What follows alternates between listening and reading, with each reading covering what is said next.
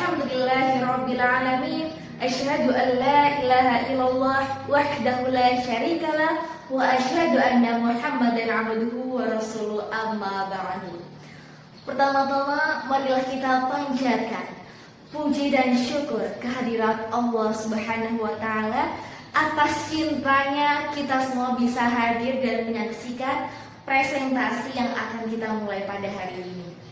Dan kedua kalinya, tak lupa salawat dan salam kita berikan kepada tokoh revolusioner Islam, beliau Rasulullah Muhammad Sallallahu Alaihi Wasallam, yang akan kita nantikan syafaatnya di yaumil akhir nanti. Amin. Baiklah, saya Anissa Ubaidillah akan mempresentasikan terkait tafsir bil ma'thur. Baiklah, sebelumnya saya telah mempresentasikan tafsir bil ma'thur pada pertemuan sebelumnya, dan kali ini saya akan membahas tentang syarat-syarat tafsir bil ma'thur, juga kelebihan dan kekurangannya. Baik, tafsir bil ma'thur berarti tafsir berdasarkan riwayat, yaitu penafsiran Al-Quran yang bersumber dari nabi, sahabat, dan tabi'in, bukan dari pendapat pribadi atau akal semata. Jadi tafsir bil ma'thur ini teman-teman berdasarkan riwayat, yaitu Al-Quran yang bersumber dari sahabat, nabi, juga tabi'in. Jadi tafsir bil ma'thur ini tidak sembarangan, yaitu tafsir yang berdasarkan Al-Quran, tabi'in, juga para sahabat. Bisa dimengerti ya teman-teman ya apa itu tafsir bil ma'thur? Nah, kali ini kita akan membahas tentang syarat-syarat tafsir bil ma'thur. Kira-kira apa aja sih menjadi seorang periwayat tafsir bil ma'thur? Apakah ada syarat-syaratnya? Kita akan bahas. Yang pertama adalah menguasai ilmu hadis dan riwayat. Tentunya seseorang yang bisa menafsirkan tafsir bil ma'thur harus mampu menguasai ilmu hadis juga riwayat. Yang kedua, memahami sunnah dan atsar sahabat. Tentunya orang-orang yang menafsirkan tafsir bil ma'thur adalah mereka yang paham akan penafsiran dari sahabat, generasi yang menyaksikan Rasulullah pada saat itu. Baik, selanjutnya yang ketiga, menguasai asbabun nuzul dan nasih mansukh. Mufasir perlu memahami sebab-sebab turunnya ayat serta nasih dan mansur agar tidak salah dalam menempatkan hukum dan makna ayat. Gimana ini maksudnya teman-teman? Jadi mufasir itu perlu memahami sebab-sebab turunnya Al-Quran serta nasih dan mansukh, yang agar tidak salah dalam menempatkan hukum juga makna ayat dalam sebuah Al-Quran. Jadi teman-teman, dalam seorang mufasir itu perlu banget memahami sebab-sebab turunnya Al-Quran, sebab-sebab turunnya ayat, supaya tidak salah dalam menafsirkan sebuah makna dalam surat Al-Quran. Selanjutnya di sini ada mengikuti kaidah tafsir yang benar, tidak mencampur adukan pendapat pribadi tanpa dasar riwayat yang kuat. Jadi harus seorang mufasir tafsir bil ma'thur itu adalah seseorang yang bisa mengikuti kaidah tafsir yang benar, tidak mencampur adukan pendapat pribadinya, apalagi atas dasar riwayat yang kurang kuat. Bisa dimengerti ya teman-teman ya. Jadi tadi seseorang itu harus menguasai ilmu hadis dan riwayat, harus paham turunnya Al-Quran, generasi yang menyaksikan pada saat itu, juga memahami sunnah, dan seperti yang dijelaskan di poin ketiga, menguasai asbabun nuzul dan nasih mansukh.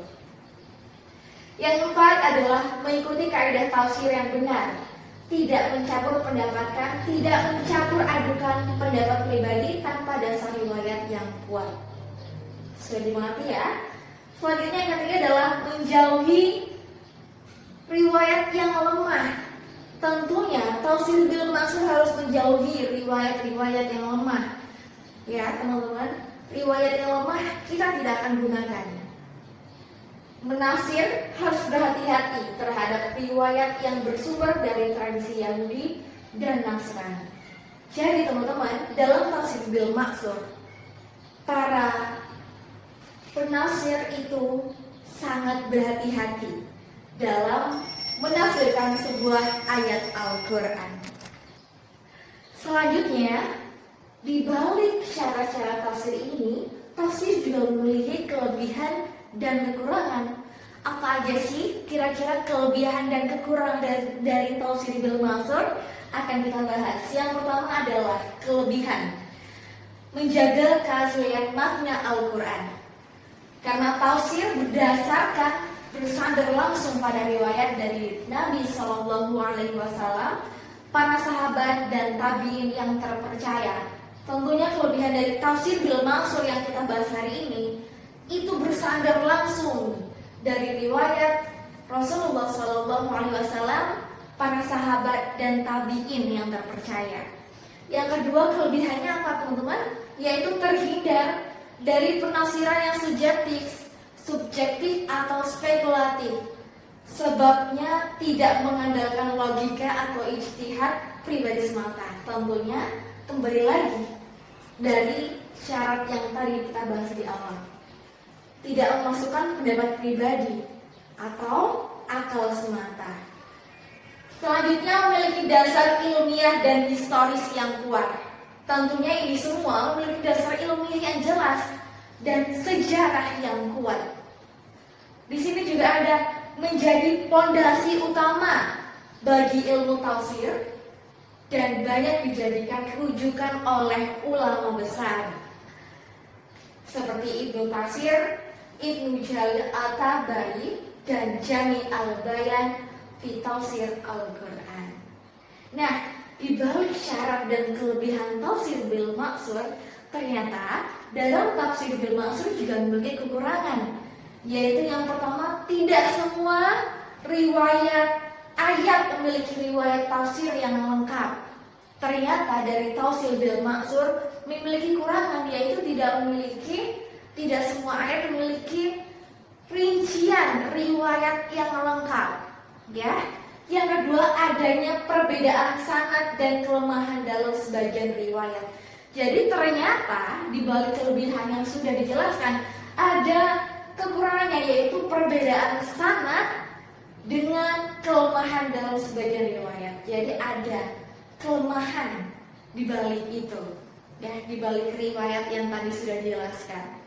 Selanjutnya bercampurnya riwayat yang sahih dengan riwayat yang lemah. Waduh, ini ternyata tafsir bil maksur memiliki kekurangan. Adanya pencampuran riwayat yang sahih juga yang lemah, atau kita sebut Israiliyah, terutama pada karya tafsir yang disusun di masa awal kodifikasi.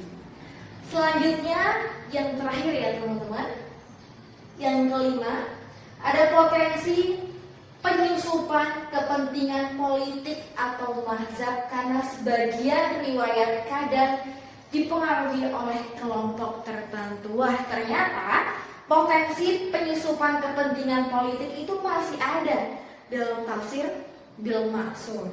Potensi penyusupan kepentingan politik atau mazhab karena sebagian riwayat kadang dipengaruhi oleh kelompok tertentu. Nah, jadi ternyata teman-teman, kita hari ini mengetahui tentang apa sih tafsir bil maksur, apa aja sih syarat-syarat dari tafsir bil maksur sendiri, dan ternyata ada kelebihan dan juga kekurangan yang hari ini kita telah ketahui. Oke, baiklah, itu presentasi saya mengenai tafsir bil maksur. Oke, teman-teman, apabila nanti akan ada yang ditanyakan atau yang akan didiskusikan, mari kita akan diskusikan terkait tafsir bil maksur juga tafsir-tafsir yang lain. Baik, itulah presentasi dari saya, Anissa Ubaidillah. Mungkin inilah presentasi saya. Saya akhiri. Wabillahi taufiq wal hidayah. Wassalamualaikum warahmatullahi wabarakatuh.